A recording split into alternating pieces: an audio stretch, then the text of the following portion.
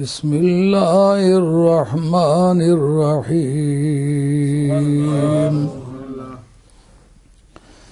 ان الصفا والمروة من شعائر اللہ فمن حج البيت أو اعتمر فلا جناح عليه أن يطوف بهما صدق اللہ مولانا العظیم۔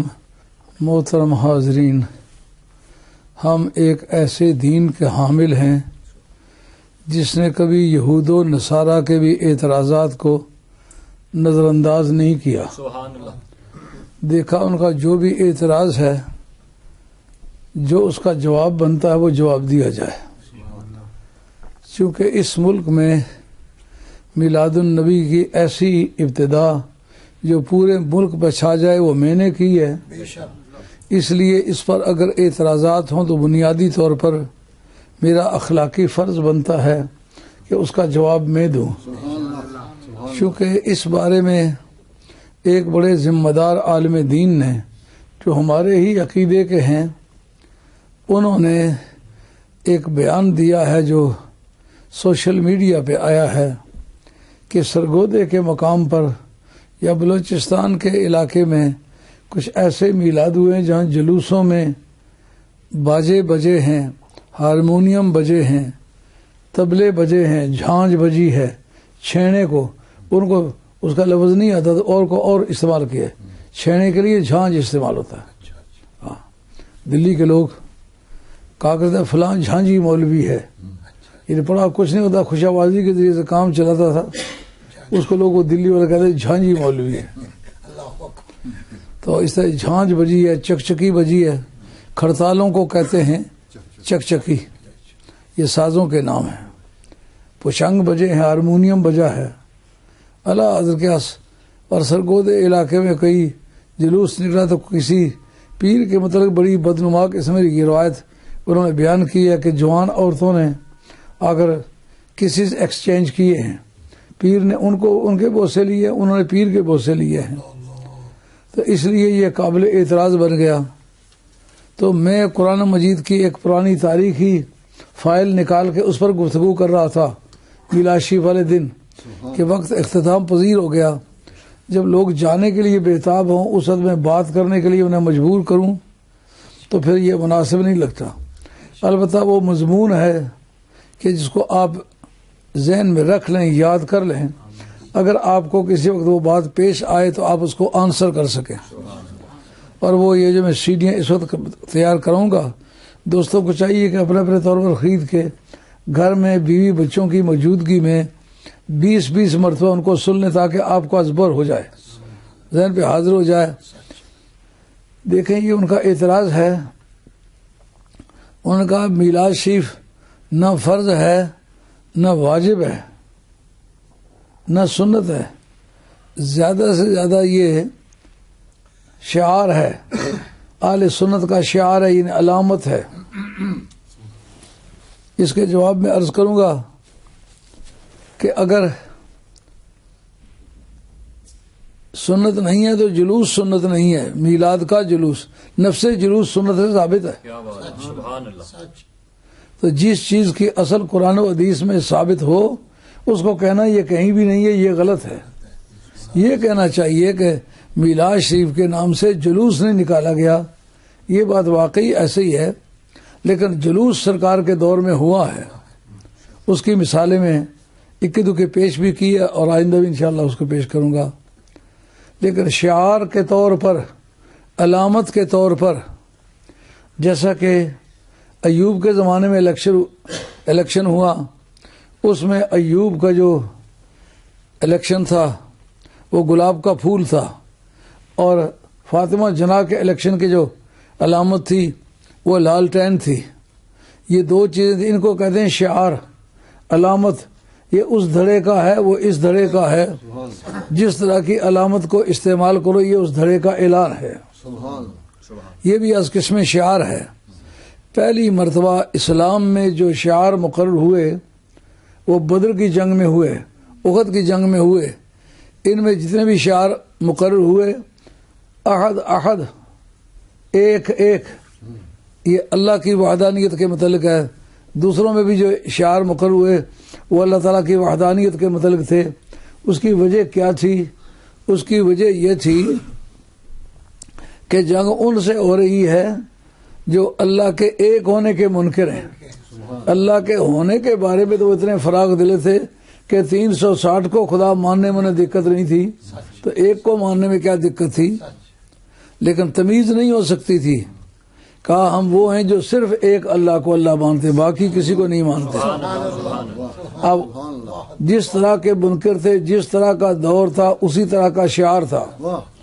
لیکن جس وقت مسلمۃ الکذاب سے جنگ ہوئی اس کا سوال اٹھا کہ دونوں جماعتیں بہت ریزمبلنگ ہیں، ایک دوسرے سے مشابہ، سملر ٹو ایچ ادر. ان میں تمیز کرنا بڑا مشکل ہوگا. وہ بھی داڑھیوں والے ہیں، یہ بھی داڑھیوں والے ہیں، وہ بھی اذانیں کہتے ہیں، یہ بھی اذانیں کہتے ہیں. مسلمہ سرکار کی نبوت کا منکر نہیں تھا، ختم نبوت کا منکر تھا. یعنی صفت کے اندر ایک اور صفت تھی. سرکار کی نبوت تھی لیکن کس صفت کے ساتھ تھی؟ آخری نبوت کے نام سے. تو ایک صفت کے کچھ حصے کا منکر بھی کافر ہوا تو یہ حضور کے ہزاروں صفات کے منکر ہیں، وہ کس طرح مسلمان رہ گئے؟ اب کہا کہ ہم لڑنے کے لیے جا رہے ہیں، کرتے ان کے بھی لمبے، کرتے ان کے بھی لمبے، وہ بھی نمازی، یہ بھی نمازی، وہ بھی نمازوں میں وہی سبق پڑھتے ہیں، یہ بھی نمازوں میں وہی سبق پڑھتے ہیں، اور اذان کے کلمات ان کے ہاں بھی وہی ہیں اور ان کے ہاں بھی وہی ہیں. ہمارے متکلمین نے ایک بڑی دلچسپ بات لکھی ہے. وہ کہتے ہیں حضرت آدم علیہ الصلوۃ والسلام کے زمانے میں بھی اذان ہوتی رہی اور اس اذان میں بھی سرکار کا نام اسی طرح لیا جاتا رہا. یہ بات بڑی دلچسپ ہے کہ جو کہتے ہیں کہ حضرت بلال حبشی اذان کہہ رہے تھے، حضرت عمر پاس سے گزرے، ان کا یہ کیا انصاف ہے کہ اللہ کا نام تو لے، جس کے ذریعے سے اللہ کا پتہ چلا ہے اس کا نام نہ لے. کیا بات ہے. اس کے بعد یہ اشہد ان محمد رسول اللہ اذان میں شامل کیا گیا اور سرکار نے اس کو ناپسند نہیں فرمایا. لیکن یہ عین سنیوں کا مزاج ہے. یہ سنیت کے مزاج کی اصل ہے. خدا کا نام تو لیا جائے لیکن مصطفیٰ کا نام نہ لیا جائے. نعرہ تکبیر تو لگایا جائے، نعرہ رسالت نہ لگایا جائے. لیکن یہ پہلے اسے جڑواں چلے آ رہے ہیں. یہ بات امام جلال الدین سیوطی نے کہا اس حدیث پر ذوف کا الزام ہے. پھر ذوف کا الزام کیا رہ گیا؟ جب آدم علیہ الصلوۃ والسلام کے زمانے میں اذان ہوتی تھی اس میں بھی یہی الفاظ تھے، تو پھر اس موقع پر نئی بات تو نہ ہوئی. تو عرض خدمت ہے اب کس طرح تمیز کی جائے. کہا جس وقت نمازی قسم کے بے ایمانوں سے واسطہ پڑ جائے، لمبے کرتے والے بے ایمانوں سے واسطہ پڑ جائے، عربی بولنے والے بے ایمانوں سے، اذانیں کہنے والے بے ایمانوں سے، اقامتیں کہنے والے بے ایمانوں سے، قبلے کی طرف منہ کر کے نماز پڑھنے والے بے ایمانوں سے واسطہ پڑ جائے، اس وقت کیا کرو؟ ان کا یا کے لفظ کے ساتھ سرکار کا نعرہ لگا. اس دن میں نے اس پر گفتگو کی تھی 2-1 منٹ کہ یا رسول اللہ کا نعرہ کیوں نہیں لگا تھا. وہ بتایا تھا کہ اس رسالت کا مدعی مسلمہ بھی تھا، تو اس میں پھر کنفیوژن پیدا ہو سکتی تھی کہ یہ اس کو رسول کہہ کے یا رسول اللہ کہہ رہا ہے یا رسول کریم علیہ السلام کو کہہ رہا ہے. اس لیے لفظ محمد سے وضاحت کر دی کہ اس میں کوئی بھی شریک نہیں. پوری کائنات میں نہ نبیوں میں، نہ رسولوں میں، نہ فرشتوں میں کوئی اس نام کا شریک نہیں ہو. سرکار محمدیت میں وحدہ لا شریک ہے. اب اس کے بعد یہ تھا کہ احد اور بدر کی جنگوں میں کیا شعار مقرر ہوئے.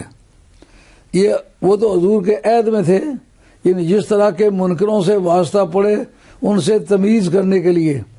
تو ایک واضح معنی اس کے ہوئے تمیز کرنے کے لیے جو نشانی ہوتی ہے اس کو شعار کہتے ہیں، اس کو علامت کہتے ہیں. یہ شعار کی جمع ہے شاعر یا شعیرت، ان کی جمع، دونوں جمع صحیح ہے. شعیرت ان کی یا شعار ان کی جمع ہے شاعر. تو بتایا کہ حضور کے عہد میں جو جنگیں ہوئیں ان میں بھی شعار مقرر کیے جاتے رہے. اب سوال اٹھا کہ مسلمۃ الکذاب سے لڑنے کے لیے جا رہے ہیں تو یہاں سے 1200-1300 میل کی دوری پر، مجھے کیا پتا تھا کہ 1200-1300 میل کی دوری پر ہے یا کیا، اب مجھے یہ کنفیوژن ہے کہ میٹر ہیں یا میل ہیں. میں مدینہ طیبہ سے گاڑی ہائر کر کے تو جس جگہ جنگ ہوئی ہے وہاں تک گیا تھا یہ دیکھنے کے لیے کہ وہ اکھاڑا کیسا تھا. تو جب 1200-1300 میل کی دوری پر جائیں گے تو ان کا پہچاننے والا کون ہوگا؟ انوکھے انوکھے آدمیوں سے ملاقاتیں ہوں گی. کوئی ایسی چیز ان کو دو جس ملک میں چلے جائیں وہ علامت بتائیں تو پتہ چل جائے مدینے والی سرکار کا غلام. انہوں نے کہا یا محمدہ. تو پھر ایک اصول ہے شعار میں فقہا کے ہاں، جو چیز ناجائز ہو اس کو شعار کے طور پر مقرر نہیں کیا جا سکتا. جو کل صحابہ نے یا کے لفظ کے ساتھ محمد کے لفظ کو ملا کے استعمال کرنا جائز سمجھا تو اس کا مقصد یہ ہوا کہ یہ اپنے طور پر ناجائز نہیں ہے. اگر ناجائز ہوتا تو اس وقت موت و حیات کی کشمکش ہے، لوگ تلوار کی دھار پر کھڑے ہیں اور عاشقان رسول کڑکتی ہوئی بجلیوں کے گریبان پہ ہاتھ رکھ رہے ہیں. اس وقت موت کا کرینہ واضح ہے. تو انما الاعمال بالخواتیم، عمل کا دار و مدار خاتمے پر ہوتا ہے. کلمہ وہ انہیں بتاؤ کہ اگر اس وقت موت واقع ہو جائے تو وہ کلمہ حق ہو اور خاتمہ بالخیر ہو. تمام تر مقدمات بنتے جا رہے ہیں کہ نہیں؟ خود بخود سوچ کے دروازے کھلتے جا رہے ہیں کہ نہیں؟ اس میں حضرت علی مرتضیٰ موجود ہیں جو سب امت مسلمہ میں نہیں پہلی امتوں میں بھی اس طرح کا اسکالر کوئی نہیں گزرا. اور حضرت عبداللہ بن مسعود جس کو سرکار نے فرمایا ردیت لامتی ما رضی لہا ابن ام عبد وسخط لہا ما سخط لہا ابن ام عبد. واضح پالیسی والے آدمی جنہوں نے برملا طور پر کہا علی جیسا نہ پہلی امتوں میں کوئی گزرا ہے نہ اس امت میں. اس کوٹیشن کا قائل جو ہے وہ حضرت عبداللہ بن مسعود ہے. اسی طرح چوٹی کا دانشور ہے، چوٹی کا فقیہ حضرت عبداللہ بن عباس. انہوں نے کھلے طور پر لیکچر دیا حضرت امیر معاویہ رضی اللہ عنہ کے دربار میں کھڑے ہو کر. ان کا علی جو ہے علم میں لاسانی ہے، عمل میں لاسانی ہے، عزم نصب میں لاسانی ہے، کردار میں لاسانی ہے، شجاعت میں لاسانی ہے، تقوی میں لاسانی ہے. جتنے لوگوں نے جوتا پہنا ہے اس کے برابر کا کوئی نہیں، جن لوگوں نے شلوار پہنی اس کے برابر کا کوئی نہیں، جس نے کرتا پہنا اس کے برابر کا کوئی نہیں. نبیوں کے بعد سب صفتوں میں علی جیسا کوئی نہیں. سرکار جو حضرت عبداللہ بن مسعود کہے میری امت کے لیے پسند کرے وہ مجھے بھی پسند ہے، جس کے لیے عبداللہ بن مسعود ناپسند کرے وہ مجھے بھی ناپسند ہے. اب جس وقت ایسے فقہا موجود ہیں، حضرت عبداللہ بن عباس بہت چھوٹی عمر میں مجلس شورا کے ممبر بنے. حضرت عمر فاروق جس وقت مجلس بیٹھی ہوئی ہے کوئی مسئلہ پیش آ گیا اس کا حل نہیں نکل رہا، اس وقت افراد غوث یا غواص، اے ڈبکیاں لگانے والے تو ڈبکی لگا، ان حضور کے محبت کے سمندر میں ڈبکی لگا اور نتیجہ نکال. اس وقت حضرت عبداللہ بن مسعود سوچ کر جو جواب دیتے تھے اس کو اس پوری مجلس شورا کا جواب تسلیم کیا جاتا تھا.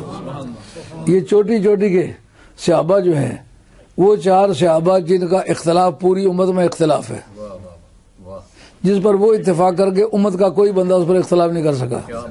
وہ 4 صحابہ بھی موجود ہیں، عشرہ مبشرہ بھی موجود ہیں، خلفائے راشدین بھی موجود ہیں.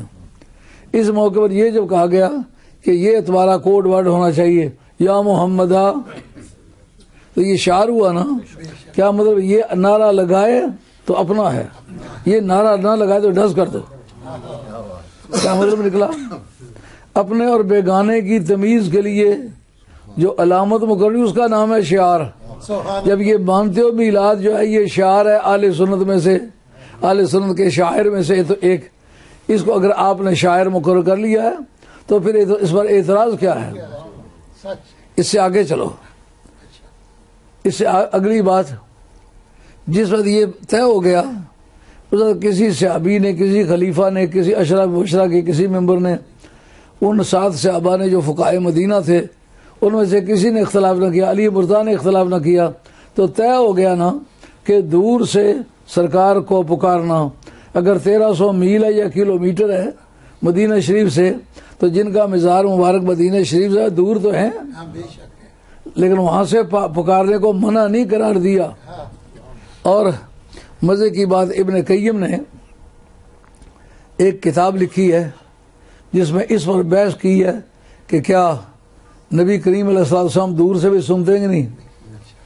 حضرت ابو درداء رضی اللہ تعالیٰ عنہ کہتے ہیں کہ میں نے سرکار سے سوال کیا کہ یا رسول اللہ صلی اللہ علیہ وسلم، آپ نے فرمایا ہے کہ کثر الصلاۃ علیہ یوم الجمعہ فانہ یوم مشہود، کہ مجھ پر کثرت سے درود شریف پڑھا کرو جمعے والے دن، کیونکہ یہ مشاہدے کا دن ہے، مطلب ملائکہ بڑی تعداد میں نازل ہوتے ہیں، وہ دیکھتے ہیں نبی پاک کے غلام سرکار سے کیسا لگاؤ رکھتے ہیں۔ کثرت سے درود پڑھو گے تو فرشتوں کا احساس ہوگا سچ مجھ حضرت انسان کو جو ملائکہ پر تقدم عطا فرمایا ہے اس کی بنیاد یہ ہے۔ تو سرکار ما من عبد یصلی علیہ الا بلغنی صوتہ، کوئی بندہ ایسا نہیں جو مجھ پر صلاۃ و سلام پڑھے، کہیں بھی پڑھے تو میں اپنے کانوں سے نہ سنوں۔ اس صحابی نے عرض کیا اب بعد موت کے یا رسول اللہ، یا رسول اللہ بتائیے آپ کے وفات کے بعد بھی آپ سنیں گے؟ آپ نے فرمایا یقین نام، میں آپ موت کے بعد بھی سنا کروں گا۔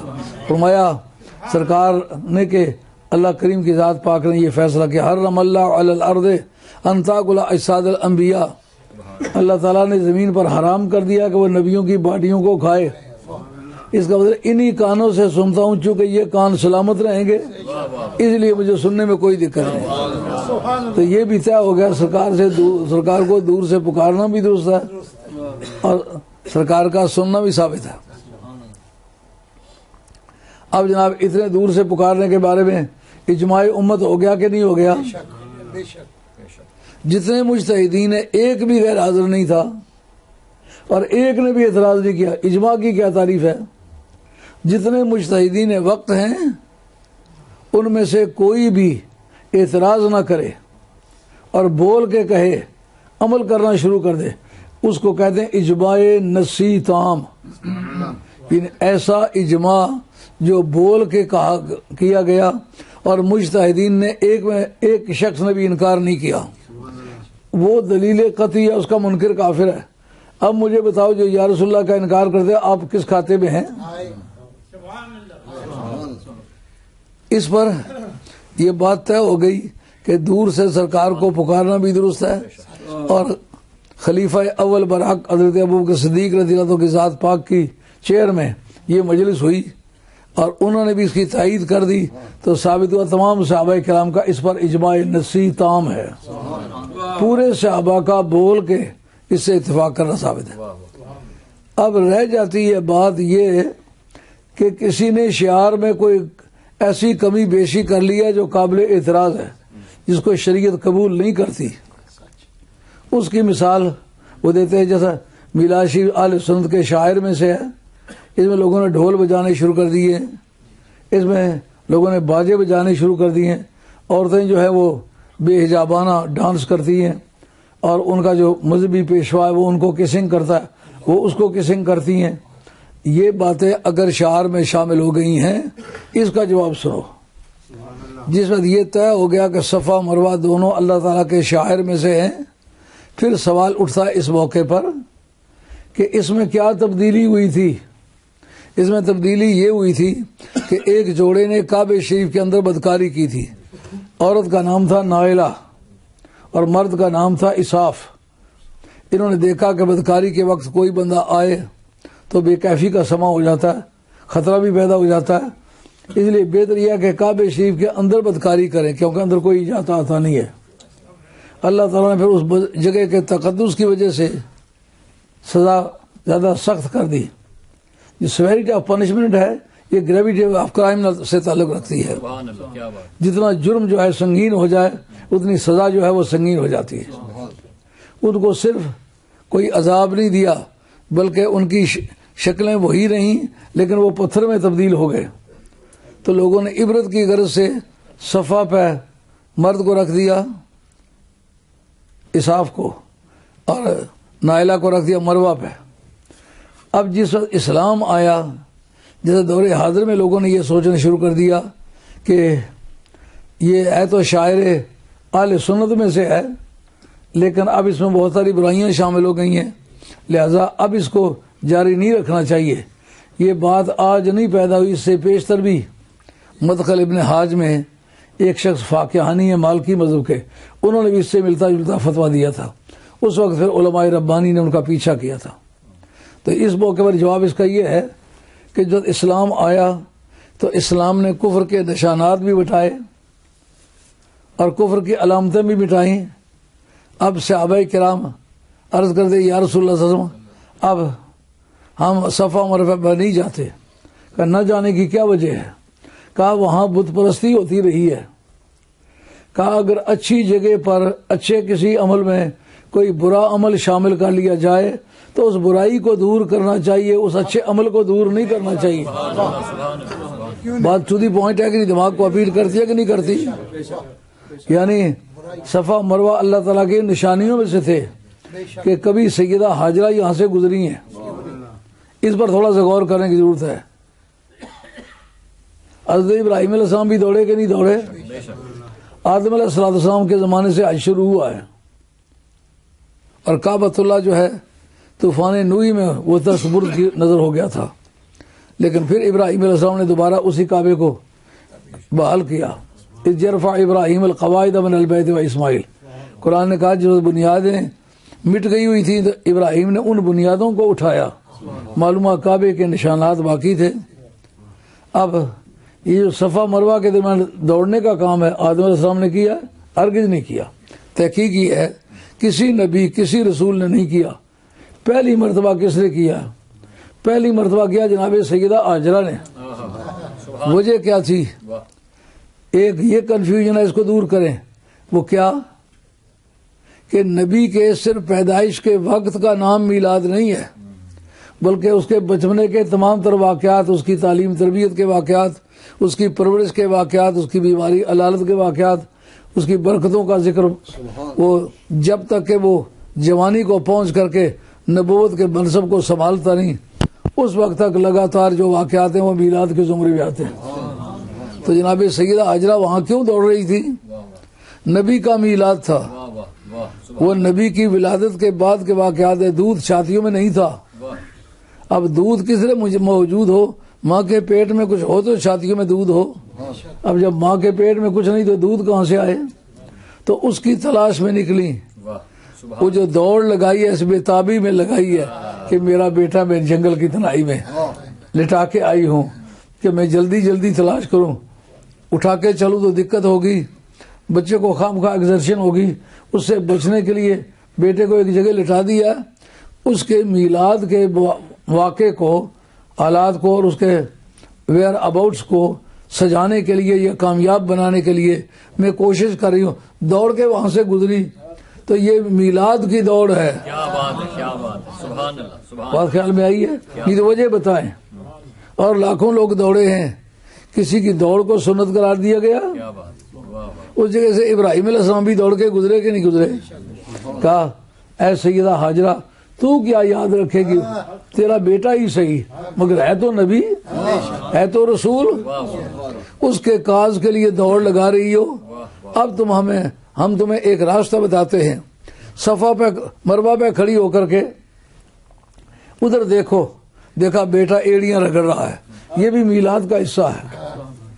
سرکار دو عالم السلام کی ذات پاک کو اٹھا کے جناب سعدیہ حلیمہ اندھیرے کمروں میں لے جاتی، کھوئی ہوئی چیز حضور کے چہرے کی روشنی میں تلاش کر لیتی. وہ بھی میلاد کے ذکر میں ہے کہ نہیں؟ سبحان اللہ، واہ. جو درخت جو پتھر سرکار کو دیکھتا سلام کہتا، وہ بھی میلاد کا حصہ ہے کہ نہیں؟ کیا بات. اور نبی کریم علیہ السلام کے بارے میں امام بہقی نے دلائل النبوت کے اندر لکھا ہے سرکار جس پختہ پتھر پہ پاؤں رکھتے اس میں پورا نشان پڑ جاتا، سبحان اللہ.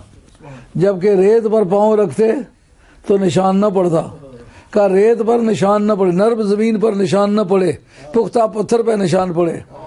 کہا ابراہیم علیہ السلام کے قدم رکھنے سے پختہ پتھر پہ نشان آ گئے تو ہم نے چاہا میرا محبوب نارمل چلے تو جو سب سے جلیل القدر نبی اور رسول ہے اس کی جو یادگاریں اس کے ہر قدم پہ وہ قائم ہو جائیں. سبحان اللہ، سبحان. لیکن ریت پہ اس کے پاؤں کا نشان کیوں نہیں؟ کہا ریت جو ہے نرم جگہ ہے، ہر ایک کے پاؤں کا نشان پڑتا ہے، لیکن اس کی بنیاد گریویٹی ہے، زمین اس کو کھینچتی ہے. اس میرے یار کو کس طرح کھینچے؟ نور ہے، نور ویٹ بھی نہیں رکھتا، اس کو کوئی چیز اٹریکٹ بھی نہیں کر سکتی، اس لیے میرا یار ریت پہ پاؤں رکھے تو ریت جائے اس پہ بھی نشان نہیں پڑتا۔ اب سیدہ حاجرہ جب وہاں کھڑے ہو کے دیکھا کہ پانی اس کے ایڑیوں والی جگہ سے بہ رہا ہے، دوڑی آئے، رب نے زبان حال سے کیا بتایا؟ اے سیدہ حاجرہ، جن چیزوں کی تلاش ہو پہاڑوں کی چوٹیوں سے لے کر کے وادیوں کی پستیوں تک تلاش کرو، نہ ملے نبی کے قدموں سے لپٹ جاؤ تو مل جاتی ہے۔ میلاد کا مزہ آیا نہ آیا؟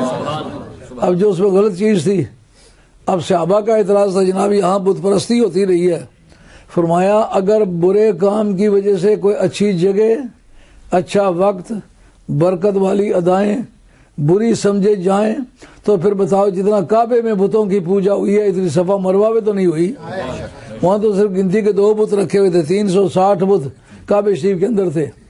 اگر اچھی جگہ پر کوئی برا کام شروع کر لیا جائے اس کام کو ختم کرنا چاہیے، اس اچھی جگہ کو برا نہیں سمجھنا چاہیے۔ معلوم ہوا کہ سرگودے میں یا بلوچستان میں کسی کے میلاد ہوا، اس میں کسی نے کوئی برائی شامل کر لی، اس برائی کو دور کرو، اہل سنت کی نشانی کو ختم نہ کرو، یہ اہل سنت کی نشانیوں میں سے ہے۔ عرض خدمت یہ ہے کہ جو شاعر ہیں اس کے مطلب آج کے بعد بھی آپ کوئی چیز شعار کے طور پر بنا سکتے ہیں، جیسا کہ نماز فرض کے بعد اونچی آواز سے کلمہ پڑھنا، یہ صرف جائز ہے، مستحب ہے، فرض نہیں ہے، واجب نہیں ہے، کیونکہ ان رفع الصوت بالذکر بعد ان ينصرف الناس عن المکتوبۃ کان علی عہد النبی صلی اللہ علیہ وسلم، کہ جس وقت فرض نماز سے سلام پھیرا جائے اس وقت اونچی آواز سے ذکر کرنا سرکار کے دور میں جاری رہا، یہ جائز ہے یا مستحب ہے۔ لیکن اب کل روئے زمین پر جتنے بھی صحیح العقیدہ مسلمان ہیں انہوں نے علامت کے طور پر اونچی آواز کا ذکر شروع کر دیا ہے۔ اب کہیں جناب یہ بدعت ہے پابندی کے ساتھ اس کا ذکر کرنا، یہ تمہیں کس نے بتایا ہے؟ سنت یا مستحب کو پابندی سے کیا جائے تو بدعت بن جاتا ہے، یہ بات غلط ہے۔ اگر کوئی چیز جائز ہے تو اس کو آپ بار بار کریں تو پھر بھی جائز رہے گی۔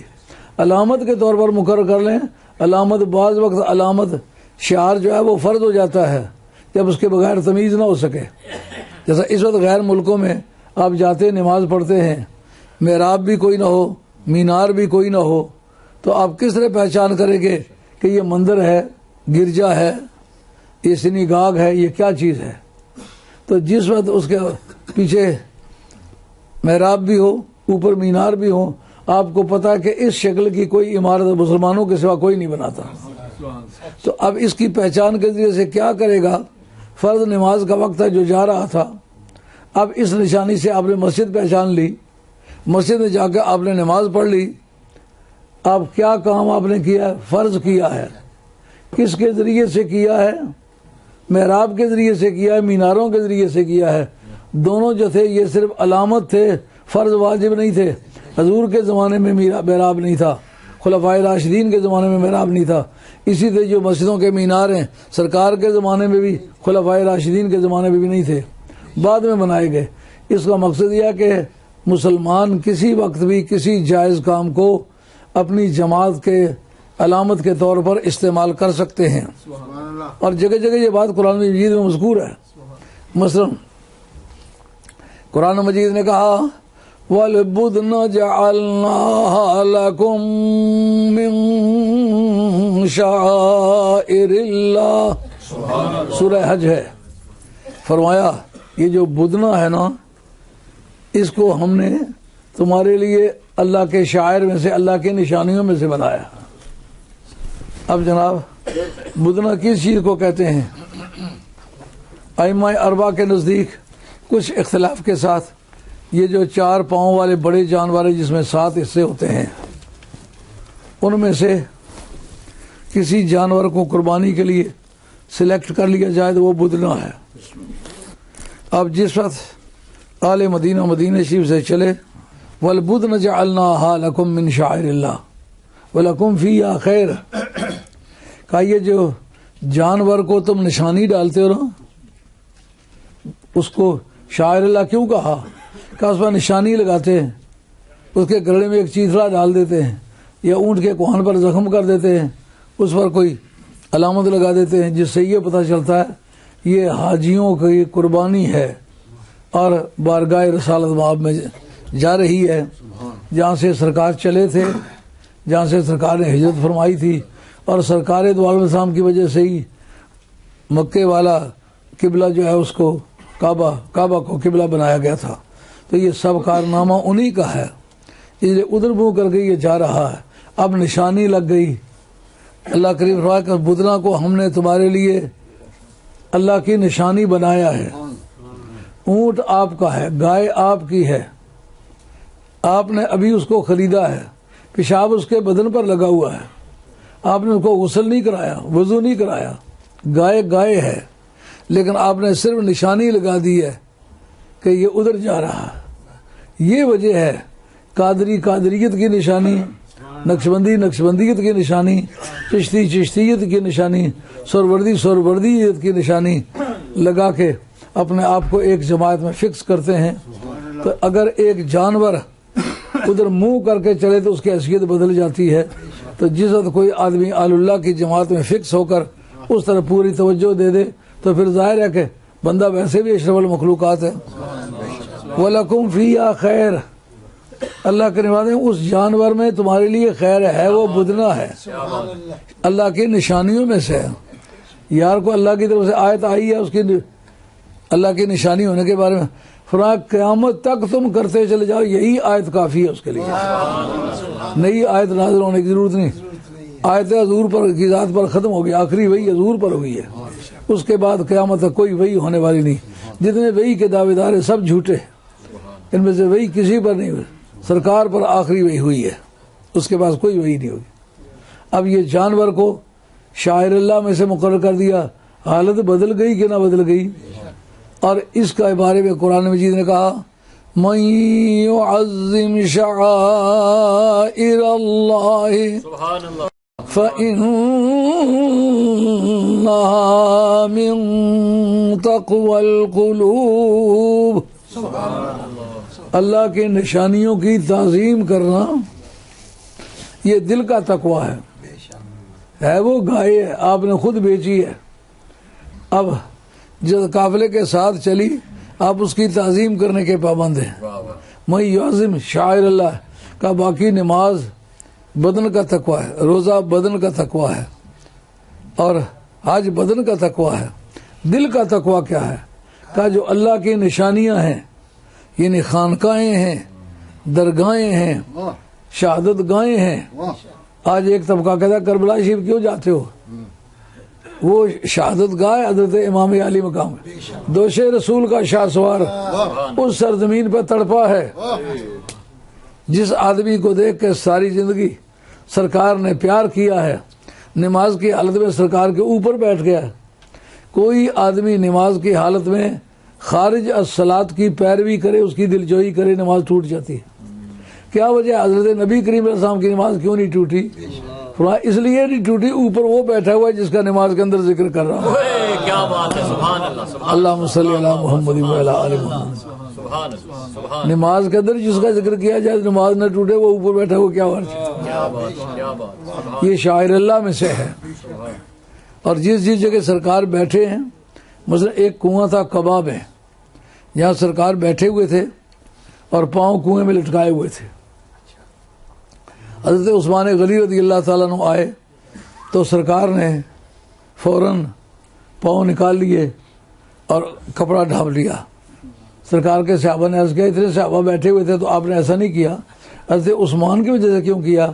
فرمایا جس سے آسمان کے قدسی بھی حیا کریں میں اس سے کیوں حیا نہ کروں؟ تو وہاں لوگ جایا کرتے تھے، پاؤں لٹکا کے بیٹھا کرتے تھے۔ جس سال میں وہاں پہلی مرتبہ گیا ہوں مدینہ طیبہ میں، اسی سال پتہ چلا کہ ان وہابیوں نے اس کنویں کو بھر دیا اور اس کے بعد وہاں کاروں کا اڈا بنا دیا۔ ان کو خدا کا خوف نہیں ہے، وگرنہ آپ دیکھیں خواجہ غریب نواز امت مسلمہ میں ایسا آدمی ہے، حضرت ابوبکر صدیق رضی اللہ تعالیٰ سے لے کر کے عامر بن طفیل تک جو آخری صحابی ہے، ان تک کسی شخص کے نام اعمال میں 1000 آدمی کو مسلمان کرنا ثابت نہیں۔ 90 لاکھ آدمیوں کو خواجہ غریب نواز نے مسلمان کیا۔ جس سرزمین میں ایک عورت دبائے دبائے پھرتی رہی، ایک وہ آدمی جس نے اپنا پیشاب آپ کو دکھایا گیا، اخبارات میں آئے، وہ اپنا پیشاب خود پیتا ہے۔ پیشاب پینے والے کی غلامی جن لوگوں نے اختیار کی، کبھی اس سے نہیں الجھے، ایسی ضدی قوم، اس سرزمین میں خواجہ غریب نواز نے 90 لاکھ آدمیوں کو کلمہ پڑھایا۔ خواجہ غریب نواز کا مرشد پاک خواجہ عثمان ہارونی، وہ کتنا بڑا آدمی ہوگا کہ جس نے خواجہ غریب نواز جیسا بندہ تیار کیا۔ مکہ شریف آپ جائیں تو مکہ شریف کا بازار اوپر پہاڑی پر ہے، وہاں ہیڈ پوسٹ آفس بھی ہے۔ ہیڈ پوسٹ آفس کے سامنے اگر دیکھیں کوئی 100 گز کی دوری پر یا اس سے کچھ کم دوری پر کاروں کا اڈا ہے، اس جگہ ٹوائلٹ بنے ہوئے ہیں۔ افسوس کی بات ہے، خون کے آنسو آتے ہیں یہ بات کہتے ہوئے۔ وہ خواجہ غریب نواز کے مرشد پاک کا مزار ہے، اس کے اوپر ان بد نصیبوں نے ٹوائلٹ بنائے تھے اور کہتے ہیں ہم قرآن و حدیث پر عمل کرتے ہیں۔ یہ قرآن و حدیث پر عمل کرنا ہے؟ قرآن کہتا ہے من یعظم شعائر اللہ فإنہا من تقوی القلوب، اللہ کی نشانیوں کی تعظیم کرنا یہ دل کا تقوی ہے۔ آپ اپنے ملک میں دیکھتے ہیں کوئی چھوٹی موٹی خانقاہ ہے تو آپ سمجھتے ہیں کوئی بزرگ شخص ہے جس کی قبر ہے، آپ اس خانقاہ کے اندر جاتے ہوئے جوتے اتارتے ہیں، یہ سنیت ہے۔ اور اگر نبی پاک علیہ السلام کے بال کی زیارت کے لیے دعوت دی جاتی ہے تو ساتھی باوضو ہوتے ہیں، جوتے اتار کے آتے ہیں، جس سے اللہ یاد آئے وہ اللہ کی نشانی ہے۔ آج کے دور میں جس جگہ اولیاء اللہ کے مزار ہیں، قانون کی نظروں میں ان کو بھی شاعر اللہ کہتے ہیں، ان کی تعظیم کرنا بھی یہ اللہ تعالیٰ کی نشانیوں میں سے ہے۔ اب وقت اختتام پذیر ہو گیا، اس لیے بیان کو ختم کرتا ہوں۔ غالباً بات آپ کی سمجھ میں آ گئی ہوگی کہ میلاد شریف کو اگر شاعر اہل سنت میں سے سمجھا گیا ہے تو اس میں کوئی برائی شامل کر لی گئی ہے، اس برائی کو دور کرنا ہوگا، اس اچھائی کو نہیں مٹانا ہوگا۔ یہ ان کے سوالات کا جواب ہے۔ تو اب آپ کی خدمت عالیہ میں